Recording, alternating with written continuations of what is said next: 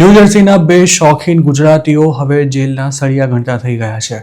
અક્ષ શાહ અને હરેશ ઉર્ફે હેરી વાળાની મલ્ટિપલ એજન્સીસ દ્વારા હાથ ધરવામાં આવેલા બેડ સાન્તા નામના એક અંડરકવર ઓપરેશન અંતર્ગત ધરપકડ કરવામાં આવી હતી. આ ઓપરેશન બાળકોને સુરક્ષિત રાખવા માટે શરૂ કરવામાં આવ્યું હતું, જેમાં બદઇરાદા સાથે સોશિયલ મીડિયા પર અંડર એજ છોકરા છોકરીઓને શોધતા લોકોને પકડવા માટે ફેક પ્રોફાઇલ્સ ક્રિએટ કરવામાં આવી હતી. અંડરકવર એજન્ટ્સે આ પ્રોફાઇલ્સ બનાવી અક્ષ અને હેરી જેવા વિકૃત શોખ ધરાવતા લોકોનો કોન્ટેક્ટ કર્યો હતો. મિડલસેક્સ કાઉન્ટી પ્રોસિક્યુટરના જણાવ્યા અનુસાર ડિસેમ્બર 8થી ડિસેમ્બર 15 સુધી ચાલેલા આ ઓપરેશનમાં કુલ 12 લોકોની ધરપકડ કરવામાં આવી હતી. આ તમામ લોકો પર ટીનેજર્સના નામની પ્રોફાઇલ બનાવી સોશિયલ મીડિયા પર એક્ટિવ થયેલા અંડરકવર એજન્ટ્સનો સંપર્ક કરી તેમની સાથે બીભત્સ વાતચીત કરવાની સાથે બદ ઇરાદાપૂર્વક તેમને મળવા જવાનો પણ આરોપ મૂકવામાં આવ્યો છે. અક્ષ અને હેરી સિવાય વેદાંત ખંડેલવાલ નામના અન્ય એક 38 વર્ષીય ઇન્ડિયનની પણ ઓપરેશન બેડ સાન્તા હેઠળ ધરપકડ કરવામાં આવી છે.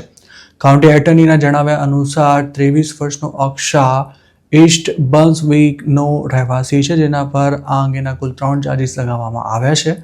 જ્યારે હરેશ ઉર્ફે હેરી વાળા ડોનલેન્ડનો રહેવાસી છે અને ખંડેલવાલ બ્રિજ વોટરમાં રહેતો હોવાનું જણાવાયું છે, પરંતુ આ ત્રણેયમાંથી એકેના ઇમિગ્રેશન સ્ટેટસની માહિતી શેર કરવામાં નથી આવી.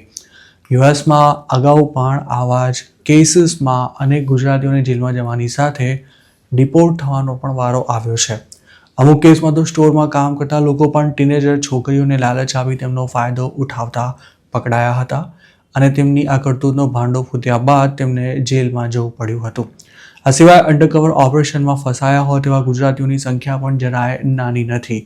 ફ્લોરિડામાં રહેતા 24 વર્ષના કીર્તન પટેલ નામના એક ગુજરાતીને એપ્રિલ 2025માં આ જ પ્રકારના આરોપ હેઠળ 10 વર્ષની જેલની સજા ફટકારવામાં આવી હતી.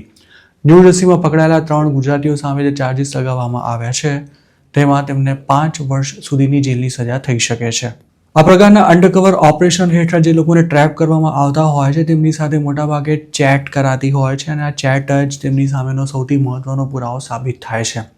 તેમાં અંડરકવર એજન્ટ્સ જેના નામની ફેક પ્રોફાઇલ બનાવાઈ હોય તેની ઉંમર કેટલી છે તેનો ખાસ ઉલ્લેખ કરતા હોય છે અને સાથે જ ટાર્ગેટને ફસાવવા માટે કઈ જગ્યાએ મળવા આવવાનું છે તે સ્થળ પણ નક્કી કરવામાં આવતું હોય છે અને ઘણીવાર તો ફેક પ્રોફાઇલવાળા ઇલીગલ વસ્તુઓની ડિમાન્ડ પણ કરતા હોય છે. આ બધું જ એ સુનિશ્ચિત કરવા માટે કરાતું હોય છે કે એજન્ટ સાથે જે વ્યક્તિ ચેટ કરી રહી છે તે સામેવાળા પાત્રની ઉંમર સહિતની તમામ માહિતી જાણતી હોવા છતાં પણ તેણે તેને મળવાનો પ્રયાસ કર્યો હતો અને છેલ્લે જે લોકેશન પર ટાર્ગેટને મળવા બોલાવાયો હોય છે ત્યાંથી જ પોલીસ દ્વારા તેની ધરપકડ કરી લેવામાં આવતી હોય છે.